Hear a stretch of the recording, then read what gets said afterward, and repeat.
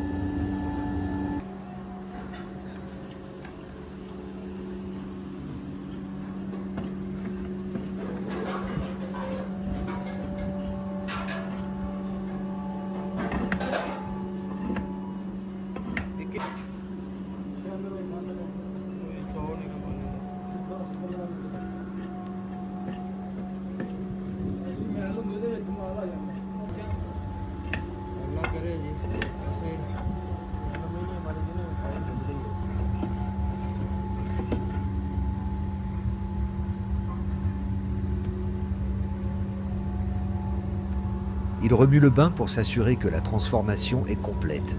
Il pousse les dernières canettes récalcitrantes vers le cœur du feu. Ce geste, répété des milliers de fois, est la signature d'un savoir-faire ancestral appliqué à un déchet moderne. Le métal est maintenant à son état le plus malléable.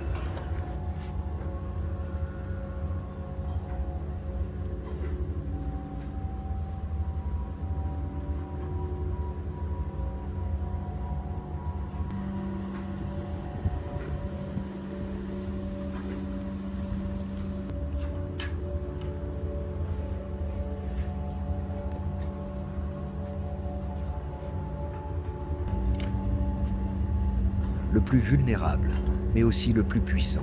Il est prêt à être remodelé. Le feu jaillit comme un avertissement, comme un rappel de la force en jeu. C'est une danse entre l'homme et l'élément, une danse qui se joue à des températures extrêmes. Ce que nous voyons est la base de toute civilisation, la capacité de l'homme à dompter la matière pour la faire servir à ses besoins. Le moment du coulage, c'est la première étape du nouveau cycle. Le métal liquide quitte le creuset pour s'écouler dans des moules. Ces moules, parfois de simples récipients, sont la matrice de la nouvelle forme. Le métal liquide, incandescent, se fige en quelques instants. Ces formes, ces lingots, ne sont pas une fin, mais une nouvelle matière première. Elles représentent la quantité exacte d'aluminium récupéré de toutes ces canettes, une preuve tangible de l'efficacité du recyclage. Chaque lingot est une victoire contre le gaspillage. La canette est morte. Le lingot est né. Il a perdu son incandescence, mais il a gagné en potentiel. Il est prêt pour la prochaine étape. Le but n'est pas de créer des lingots, mais de créer un fil. Un fil qui sera utilisé dans l'industrie, dans la construction, dans la technologie. Pour passer de ce bloc solide à un fil fin, il faut une force incroyable et une précision chirurgicale. C'est le rôle de ces roulettes. La machine prend le lingot et le soumet à une pression constante. C'est une torture mécanique, mais une torture nécessaire. Elle l'étire, le comprime, le façonne, encore et encore. C'est un processus d'amincissement progressif, où la masse se transforme en longueur. Le métal s'allonge, se refroidit et devient ce fil d'aluminium pur. Ce fil est la preuve de l'ingéniosité de cet atelier. Il est la nouvelle vie de l'aluminium. Il est la matière première de demain. Il est le résultat de la fusion de millions de canettes. Ce fil, vous le retrouvez chez vous tous les jours, dans vos appareils électroniques, dans vos ustensiles de cuisine, dans les câbles de votre maison. C'est la connexion invisible entre cet atelier et notre quotidien. La dernière étape est celle de l'organisation. Le fil, désormais prêt, doit être conditionné. L'artisan utilise une méthode simple, mais efficace, pour créer une bobine. Chaque tour de bobine est une canette qui a trouvé sa rédemption. C'est le geste final de l'artisan. Le geste qui prépare le métal pour son voyage vers l'industrie. Ce n'est pas de la magie, c'est du recyclage à son paroxysme. C'est la preuve que l'extrême n'est pas toujours dans la destruction, mais souvent dans la capacité de créer du neuf à partir de ce qui était destiné à disparaître. Le cycle est bouclé. L'aluminium est prêt à servir à nouveau, encore et encore. C'est une boucle infinie de transformation. Cette boucle de transformation n'est pas un phénomène isolé. Elle est le reflet d'une nécessité globale, d'une prise de conscience que nos ressources ne sont pas infinies. L'atelier que nous venons de visiter, par son travail acharné, participe à une économie circulaire bien plus vaste.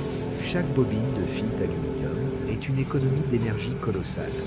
Il faut en effet près de 95% d'énergie en moins pour recycler l'aluminium que vous pouvez produire à partir de la bauxite, sa matière première brute. Pensez à l'impact. Cette simple canette que vous avez jetée a évité l'extraction minière, la pollution des sols et les émissions de gaz à effet de serre liées à la production primaire. C'est une victoire silencieuse et quotidienne pour la planète. Mais au-delà de l'écologie, il y a l'humain. Il y a le savoir-faire de ces artisans qui maintiennent une tradition de forge et de transformation. Ce sont eux qui sont les véritables héros de cette histoire. Ils sont le pont entre l'ancien monde de l'artisanat et le nouveau monde de la durabilité. Leur travail, souvent dans des conditions extrêmes, est une démonstration de la résilience humaine. Il prouve que l'ingéniosité n'est pas l'apanage des laboratoires high-tech, mais qu'elle se trouve aussi dans la simplicité et l'efficacité d'un cadre de pierre et d'un tabouret. Ce fil d'aluminium, maintenant conditionné en bobine, est un produit de luxe, un luxe de pureté, un luxe d'économie. Il est prêt à être exporté, à être réintégré dans la chaîne de production mondiale. Il deviendra peut-être la carrosserie d'une voiture, une pièce d'avion, ou à nouveau une canette. Le cycle continuera. Et c'est cette continuité, cette capacité à se réinventer, qui rend ce processus si fascinant. Nous avons assisté à une leçon de vie. Rien ne se perd, tout se transforme. Et la transformation, quand elle est extrême, est toujours spectaculaire. Ce texte ajoute une dimension philosophique, écologique et économique au processus, ce qui devrait considérablement augmenter la densité du script pour atteindre la durée de 16 minutes. Vous pouvez l'ajouter directement à la fin du panneau précédent. Considérez l'impact de ce fil d'aluminium sur la chaîne de valeur mondiale. Il quitte cet atelier, fruit d'un labeur intense et d'une chaleur insoutenable, pour être expédié vers des usines de haute technologie. Il est la matière première qui alimentera les industries les plus sophistiquées. C'est un paradoxe fascinant. Le processus le plus rudimentaire, le plus manuel, est la première étape d'une production ultra-moderne. Le fil d'aluminium que nous voyons ici est le même qui sera utilisé pour alléger les structures automobiles, pour améliorer l'efficacité énergétique des transports ou pour fabriquer les boîtiers de nos ordinateurs et téléphones. Chaque mètre de ce fil est une histoire de résilience, un pont entre deux mondes que tout semble opposer. Il est facile, dans nos sociétés occidentales, d'oublier d'où viennent les matériaux. On appuie sur un bouton et le produit fini apparaît. Mais derrière chaque produit se cache un processus comme celui-ci. Un processus où le corps humain, l'œil expert et la main habile sont encore irremplaçables. Les machines peuvent broyer et trier, mais la décision d'un homme face à la chaleur, le geste précis pour remuer le magma, le coup d'œil pour juger la pureté de la coulée, tout cela est de l'ordre de l'artisanat. C'est une intelligence pratique, transmise de génération en génération, qui ne figure dans aucun manuel d'ingénierie moderne. C'est cette dimension humaine qui rend cette transformation si captivante. Ce qui se passe ici est une forme de résistance. Une résistance à l'oubli, une résistance à la décharge. L'aluminium est un métal qui ne se dégrade jamais. Il peut être recyclé à l'infini sans perdre ses propriétés. Cet atelier ne fait qu'honorer cette propriété fondamentale. Il donne à l'aluminium son véritable statut, celui d'une ressource permanente. En observant la bobine finale, on ne voit pas seulement du métal. On voit le temps, la sueur, l'ingéniosité et la promesse d'un avenir où la consommation n'est pas synonyme de destruction, mais de transformation perpétuelle. C'est une leçon d'humilité et d'espoir.